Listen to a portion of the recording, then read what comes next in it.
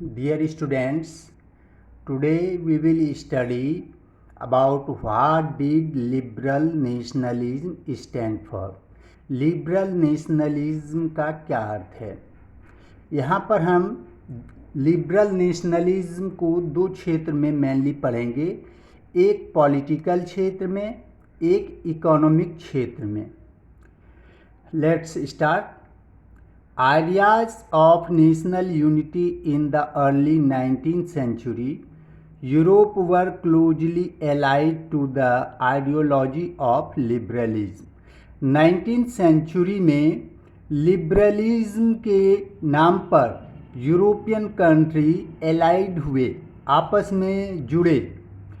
For the new middle class, liberalism stood for freedom for the individual and equality of all before the law.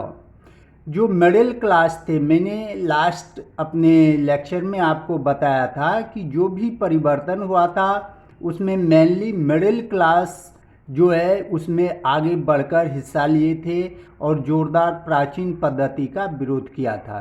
तो ये middle class जो कि powerful थे, literate थे, उनके अनुसार लिबरलिज्म क्या थी?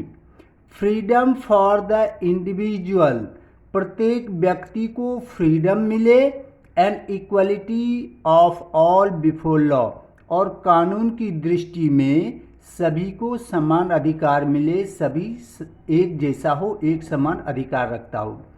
ऐसा क्यों किया गया? क्योंकि मैंने आपको लास्ट लेक्चर में बताया था कि वहाँ पर जो अपर टू क्लासेस थे, वे क्लर्जी और नोबिलिटी, उनको जन्म से ही विशेष अधिकार हुआ करता था और उस अधिकार का उपयोग करके वे टैक्स से फ्री रहते थे और वहाँ के राजनीतिक आर्थिक क्षेत्र में एकाधिकार प्राप्त कर लिए थे। Through out the 19th and early 20th century, there were the movement demanding equal political rights, that is universal suffrage or the right to vote. 19th और 20th सेंचुरी में जो मूवमेंट्स हुए उसमें मेनली डिमांड क्या थी? Equal political right. ये equal political right क्या है? यूनिवर्सल सफ्रेज। अब सफ्रेज का अर्थ क्या होता है? सभी को एक जैसा वोट देने का अधिकार मिले, यानी वोट देने का सभी को राइट मिले, अधिकार मिले। यही यूनिवर्सल सफ्रेज कहलाता है, बिना किसी भेदभाव के। भेदभाव किस आधार पे होता था? आर्थिक आधार पे, या जो स्टेट में बदले हुए थे अपर क्लासेस के जो लोग थे उन्हें ही वोट देने का अधिकार होता था, या फिर जो टैक्स पे करते थे उन्हें अधिकार होता था। इसका विरोध किया गया और यूनिवर्सल सफ्रेज को लाने का प्रयास किया गया। नेक्स्ट हम देखेंगे इकोनॉमिक क्षेत्र में जो यहाँ पर लिबरलिज्म लाने के लिए क्या प्रयास किया गया। In the economic sphere, liberalism stood for the freedom of market and abolition of state imposed restrictions on the movement of goods and capital. Middle age में हम देखेंगे कि जो व्यापार होते थे एक ही स्टेट के अंदर अनेक जगह रेस्ट्रिक्शंस लगे हुए थे, अनेक जगह उन्हें टैक्स पे करना होता था और अलग अलग जगह पर अलग अलग करेंसीज और मापतौल की व्यवस्था थी। इन 1834 अ कस्टम्स यूनियन, उस कस्टम्स यूनियन को जॉल्वेरियन के नाम से जाना जाता है। Zollverein was formed at the initiative of Prussia and joined by most of the German state. यह कस्टम यूनियन का सबसे पहले निर्माण जो है प्रूशिया में किया गया, और वहाँ पर ये अंडरलाइन कर लेना स्टूडेंट्स, कस्टम यूनियन को ही जॉल्वेरियन कहा जाता है। ये अंडरलाइन कर रहा हूँ, इसको जॉल्वेरियन कहा जाता है। एक नंबर का क्वेश्चन आता है इसमें। जॉल्वेरियन यह प्रूशिया में सबसे पहले स्टार्ट किया गया और जो 7 स्टेट्स में जर्मन स्टेट बटे हुए थे उसे जोड़ने का प्रयास किया गया, यानी कस्टम ड्यूटी पूरे जर्मनी में एक जैसा हो, जो जगह जगह अलग अलग कस्टम ड्यूटीज थे उसे एबॉलिश करके न्यू सिस्टम लागू करने का प्रयास किया गया। The union abolished traffic barriers. Traffic barriers क्या है? वही जो मैंने बताया कि जगह जगह जो टैक्स वसूले जाते थे व्यापार पे। And reduce the number of currencies from over 30 to only 2। और उस समय पूरे जर्मन स्टेट्स में 30 टाइप्स के करेंसीज थे, उसे समाप्त करके 2 प्रकार के करेंसी को वहाँ पर लागू किया गया। यहाँ पर एक न्यू वर्ड हम देखेंगे, इले। इले, इले क्या था? इले was the measure of cloth. यह कपड़े को नापने की एक इकाई थी, यूनिट थी। जैसे हम पहले यहाँ पर गज में, अब मीटर में नापते हैं, उसी प्रकार से यूरोप में इले में कपड़े नापा जाता था, जो अलग अलग स्टेट में इसकी लेंथ डिफरेंट हुआ करती थी। which was in each region of Europe stood for a different length. An elay of textile, textile means clothes, material bought in Frankfurt was equal to 54.7 centimetre of cloth. जो textile होते थे या Frankfurt में एक इले में 54.7 centimetre होता था, और वहीं दूसरी ओर मेंज में इसकी कितनी लेंथ थी? 55.1 सेंटीमीटर, और नुरेमबर्ग में 65.6 सेंटीमीटर थी, और फ्रेबर्ग में 53.5 सेंटीमीटर। तो इस प्रकार से आप देखते हैं कि अलग अलग जगह पर जो लेंथ थे कपड़े के, जिसको कि इले कहा जाता था, उसके अलग अलग नाप थे, उसकी लेंथ अलग अलग हुआ करती थी। अब सोच लें, अलग अलग प्रकार की करेंसीज हो, अलग अलग प्रकार के जो है स्टैंडर्ड ऑफ मेजरमेंट जो क्लोथ्स का था वह डिफरेंट हो, तो इससे कितनी व्यापार में परेशानियां उठानी पड़ती होगी। नेक्स्ट, इसी को मिटाने का प्रयास किया गया था। अब यहाँ पर देखेंगे a new conservatism after 1815। Conservatism क्या है?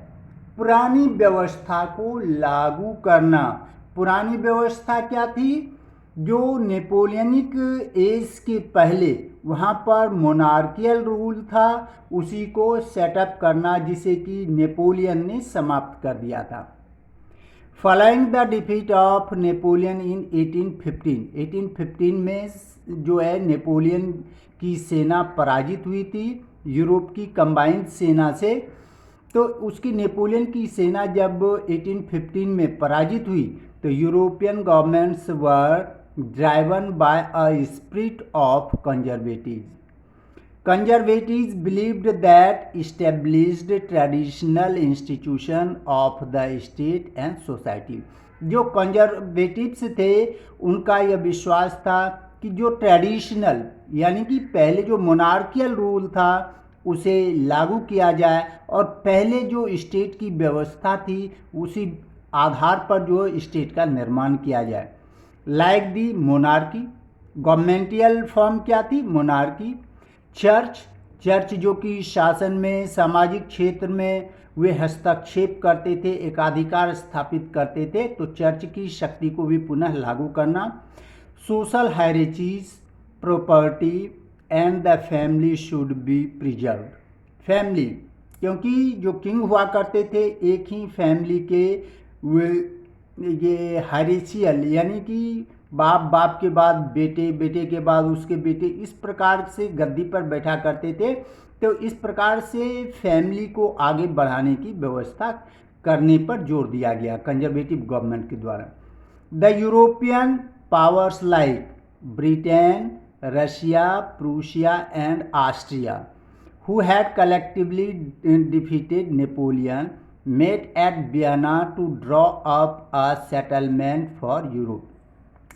आप देखेंगे कि जब नेपोलियन की सेना पराजित हुई तो नेपोलियन की सेना को पराजित करने में मेनली जो पावरफुल कंट्रीज थे वे ब्रिटेन, और रसिया, प्रूशिया एंड ऑस्ट्रिया। ध्यान देना, ऑस्ट्रेलिया नहीं करना, ऑस्ट्रिया यह यूरोपियन कंट्री थी और ऑस्ट्रेलिया जो है यह सेल्फ ही एक कॉन्टिनेंट है। Who had collectively defeated Napoleon, जो कि मिलके नेपोलियन की सेना को पराजित किया था, नेपोलियन को पराजित किया था। उन्होंने वे सब ये वियना में एक यूरोप के सेटलमेंट्स के लिए एक वहाँ पर बैठे एक संधि किए।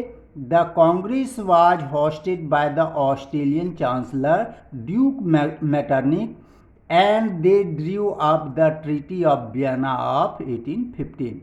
और इसमें जो सबसे ज़्यादा भाग लिया था वह ऑस्ट्रेलियन चांसलर ड्यूक मेटरनिक आप आगे भी पढ़ोगे, ये जो है काफ़ी प्रभावशाली व्यक्ति थे यूरोप के।